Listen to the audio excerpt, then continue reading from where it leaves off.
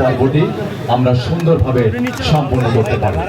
সে বিষয়ে আপনারা আমাদেরকে সহযোগিতা করুন। বরিশাল বিভাগীয় আধুনিক তথ্য কমপ্লেক্স এর নির্মাণ কাজের শুভ উদ্বোধন। কাজী জাহিদ।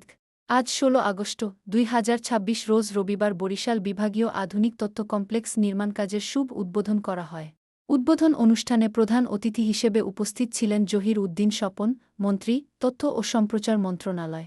বিশেষ অতিথি হিসেবে উপস্থিত ছিলেন অ্যাডভোকেট বিলকিস আক্তার জাহান শিরিন, প্রশাসক, বরিশাল সিটি কর্পোরেশন।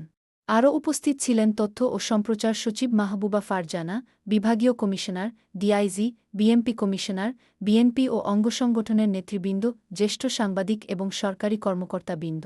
প্রশাসক অ্যাডভোকেট বিলকিস আক্তার জাহান শিরিন বলেন, তথ্যপ্রযুক্তির যুগে জনগণের কাছে সঠিক তথ্য দ্রুত পৌঁছে দেওয়া এবং গণমাধ্যমের সাথে সরকারি সমন্বয় অত্যন্ত জরুরি। এই কমপ্লেক্স নির্মিত হলে বরিশাল বিভাগের তথ্যসেবা গতিশীল হবে, সাংবাদিকদের জন্য আধুনিক কর্মপরিবেশ তৈরি হবে এবং নির্ধারিত সময়ে মানসম্মত কাজ সম্পন্ন হলে এটি গণযোগাযোগের অন্যতম প্রধান কেন্দ্র হিসেবে গড়ে উঠবে। আজকে বরিশালের মানুষের জন্য, জনগণের জন্য একটি শুভ দিন, কারণ এই তথ্য কমপ্লেক্স আমরা মনে করি এটি একটি তথ্য ভাণ্ডার হবে আমাদের জন্য।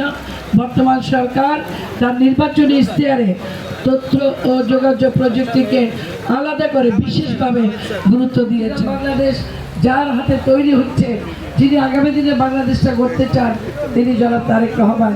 উনি আজকে স্থানীয় পর্যায়ে, একদম তৃণমূল পর্যায়ে খবরাখবর নেওয়ার জন্য আজকে এই যে তথ্য ভাণ্ডার এবং এই কমপ্লেক্স, সেই তথ্য ভাণ্ডারে কাজ করবে। এখানে সাংবাদিকদের সুবিধা আছে, তারা যে কোনো সংবাদ সরবরাহের জন্য আজকে দেখা যায় বিভিন্ন জায়গায় যে আমাদের তথ্য অফিসারদের কোনো আলাদা করে তথ্য অফিস নাই, স্থায়ীভাবে কোনো অফিস ছিল না, এখানে এসে তারা সেই কাজটি করতে পারবে। সুতরাং আমি বলতে চাই যে আমি সিটি কর্পোরেশনের দায়িত্বে আছি। এই কমপ্লেক্সটি আজকে নির্মিত হচ্ছে সিটি কর্পোরেশনের ভিতরে 29 নং ওয়ার্ডে এটি নির্মিত হচ্ছে।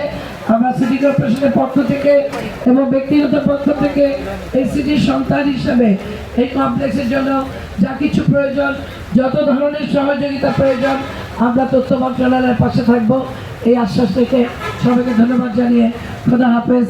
বাংলাদেশ জিন্দাবাদ, জাতীয়তাবাদী দল জিন্দাবাদ, শহীদ জিয়া অমর হোক, বেগম খালেদা জিয়া অমর হোক, তারেক রহমান জিন্দাবাদ।